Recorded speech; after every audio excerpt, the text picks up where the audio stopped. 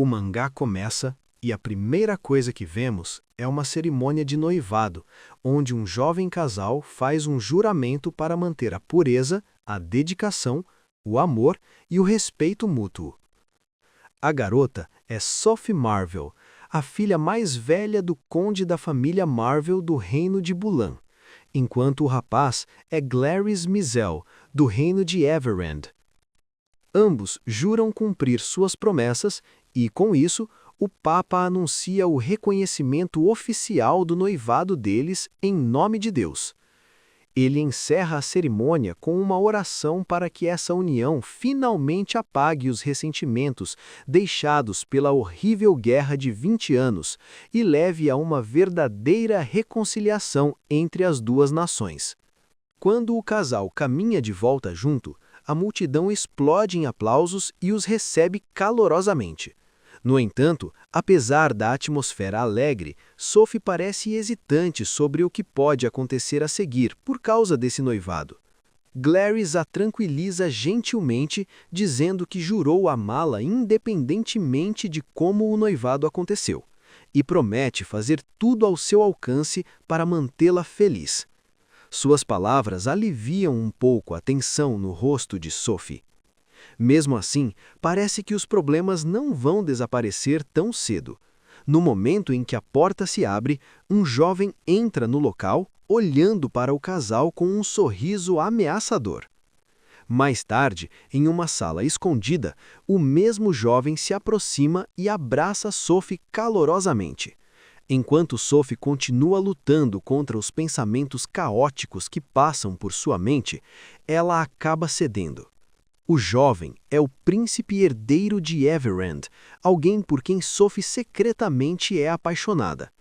A mente dela volta ao que havia acontecido antes entre os dois naquela mesma sala, quando o príncipe herdeiro tinha Sophie completamente sob seu controle e ela obedecia a tudo o que ele lhe pedia. Entretanto, essa infidelidade cai sobre o pobre Glaris como se o céu estivesse desabando sobre ele, virando sua vida completamente de cabeça para baixo. Naquele dia, Glaris não perdeu apenas sua noiva. A chocante revelação também lhe custou o futuro como próximo chefe da Casa Ducal. No momento seguinte, Glaris se vê jogado no chão, enquanto 3 figuras ameaçadoras estão acima dele, anunciando sua sentença. As palavras deles atravessam sua alma, enquanto ele olha para cima, impotente. Glaris foi exilado por tempo indefinido, e seu destino não é algum condado distante, mas sim o segundo subsolo do labirinto da morte. Como se isso não fosse suficiente, o próprio pai o abandonou e o despojou de sua herança, o que significa que não haverá nenhuma ajuda para o jovem. Quando Glaris exige saber qual foi seu crime, o homem range os dentes de raiva e o acusa de ter colocado as mãos em sua noiva e de ter sido pego em um ato de conduta social inadequada. Aparentemente, até mesmo tocar na própria noiva é motivo suficiente para ser deserdado nessa situação absurda.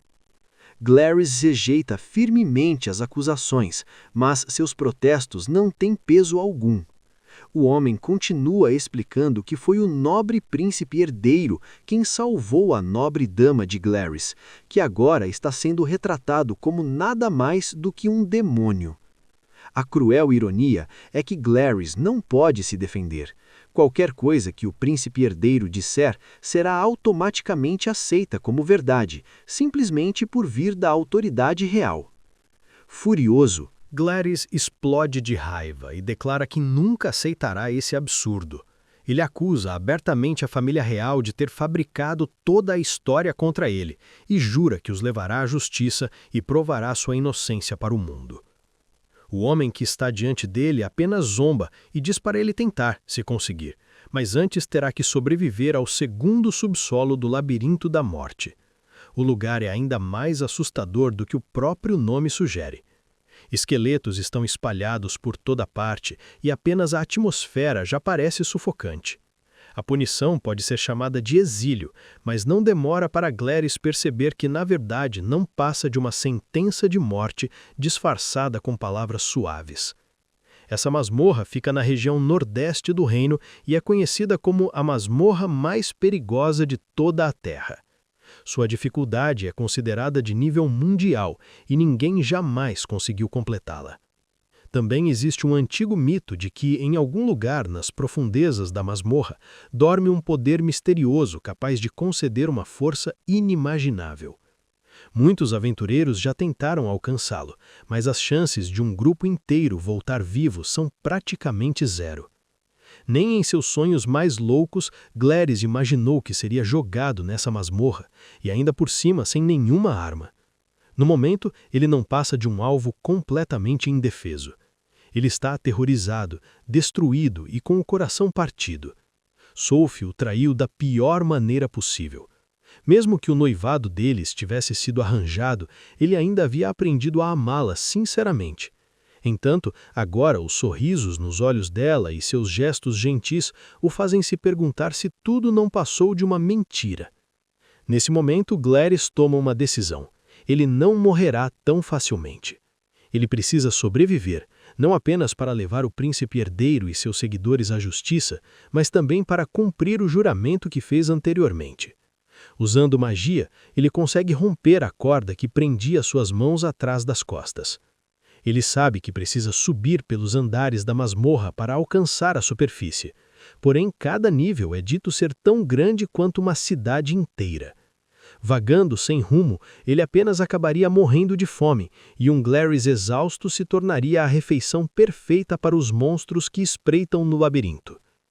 Enquanto examina os arredores, um cheiro horrível de repente chega ao seu nariz. Ao procurar a origem, ele percebe um cadáver caído ali perto. O corpo parece ter sido queimado por ácido, o que significa que um monstro ácido deve estar vagando por esse andar. Só de pensar nisso, um arrepio percorre sua espinha. Na maioria das masmorras, o primeiro andar geralmente contém monstros fracos. Agora Glarys finalmente entende por que este lugar é chamado de Labirinto da Morte. Seguindo cuidadosamente os sons estranhos próximos, ele se aproxima na esperança de obter alguma informação sobre as criaturas que vivem ali. Entanto, a visão diante dele faz seu corpo gelar.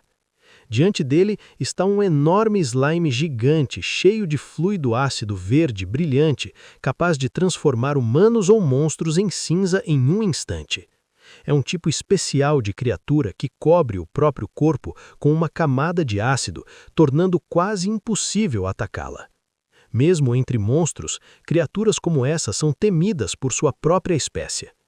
Glarys precisa recuar, mas atrás dele há apenas um beco sem saída, e do outro lado está o enorme monstro verde. Parece que esse é o fim da sua história. Sua mente volta rapidamente aos momentos que compartilhou com Sophie. O noivado deles parecia perfeito, não apenas para os dois, mas também para o povo, porque tinha o potencial de parar a guerra e salvar inúmeras vidas.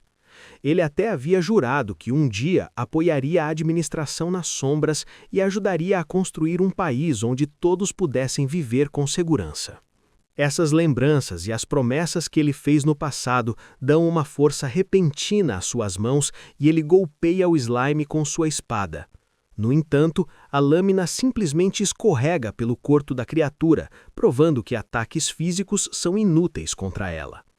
Nesse momento, ele de repente ouve uma voz dentro de sua cabeça, e o já agitado Glarys fica ainda mais confuso quando a estranha voz ecoa em sua mente. A voz lhe diz para compreender seu oponente e somente então o labirinto o guiará em direção aos seus poderes ocultos. O pobre Glarys não consegue entender o que está acontecendo com sua vida. Sua noiva já o abandonou pelo príncipe herdeiro e o deixou para apodrecer nessa masmorra. Agora ele está enfrentando um slime sem nenhuma fraqueza visível e, além disso, há essa voz misteriosa dentro de sua cabeça. Glarys se pergunta se essa poderia ser a chamada voz de todas as coisas e por que eventos tão estranhos estão acontecendo apenas com ele. Enquanto esses pensamentos giram em sua mente, memórias do passado começam a surgir. A voz acusa Glaris de não ter conseguido proteger seus companheiros e o lembra de que sua decisão de avançar e derrotar o Tenna custou caro para eles. Mas então, Glaris percebe que essas memórias não são dele. Na verdade, são as memórias dolorosas do monstro gigante diante dele. Uma criatura abandonada por sua própria espécie, assim como o próprio Glaris. O monstro foi deixado sozinho por tanto tempo, carregando a mesma solidão que Glaris agora sente. Glaris pede desculpas ao slime gigante por tê-lo julgado mal e pergunta se ele consegue entender suas palavras. Esse simples ato acaba salvando sua vida, porque no mundo dos slimes, qualquer pessoa que consiga se comunicar com eles é considerada um amigo. Essas pessoas são imediatamente poupadas. Embora não estejam falando diretamente e estejam se comunicando por telepatia, o slime pergunta a Glaris como ele é capaz de entender a linguagem deles. Entre todas as coisas estranhas que estão acontecendo ao seu redor, Glaris honestamente não tem ideia de como isso é possível. Há apenas um momento, o slime parecia assustador, mas agora se comporta como uma criança inocente. O slime pergunta se Glaris veio até ali completamente sozinho, e quando Glaris revela que foi jogado naquele lugar, o slime se oferece para mostrar um caminho que leva para os andares superiores. Por um momento, Glaris não consegue acreditar na própria sorte. No entanto, ele rapidamente abandona essa ideia. Fora da masmorra, as coisas são muito piores para ele. Como o príncipe herdeiro quem o jogou ali, há uma grande chance de que seus agentes ainda estejam esperando do lado de fora para garantir que Glaris nunca saia vivo. O slime pergunta se ele realmente não tem interesse em sair de um lugar tão perigoso. E quando Glaris decide ficar, o slime fica surpreendentemente feliz, porque finalmente terá alguém com quem conversar nesse lugar entediante e solitário. Aproveitando o momento, Glaris oferece ao slime uma parceria, basicamente pedindo que ele o proteja dos perigos do labirinto. O slime de repente se ergue, fazendo parecer que está prestes a atacar Glaris. No entanto, na verdade, o slime apenas se inclina para abraçá-lo como um sinal de afeto, e surpreendentemente, Glaris não se machuca. O slime explica que seu corpo só libera ácido quando enfrenta inimigos. Mesmo que o abraço não o machuque, ainda assim, isso assusta muito Glaris. A primeira interação verdadeira entre os dois começa quando eles aprendem os nomes um do outro. O slime revela que nomes não existem no mundo deles, então Glaris decide dar um nome a ele. Ele chama o slime de Sura, e a criatura aceita o nome com alegria. Com isso, Glaris sobe em seu novo amigo e pergunta se ele conhece algum lugar por perto onde possam encontrar comida e água. Sura sabe onde encontrar água, mas não tem certeza sobre comida. Glaris então pergunta se ele pode mostrar algum lugar onde vivam monstros do tipo besta para que possam caçá-los como alimento. Sura aponta para um tijolo na parede e quando Glaris o empurra, a visão do outro lado o deixa chocado. Ali há uma quantidade incontável de tesouros, muito mais do que ele já viu em toda a sua vida.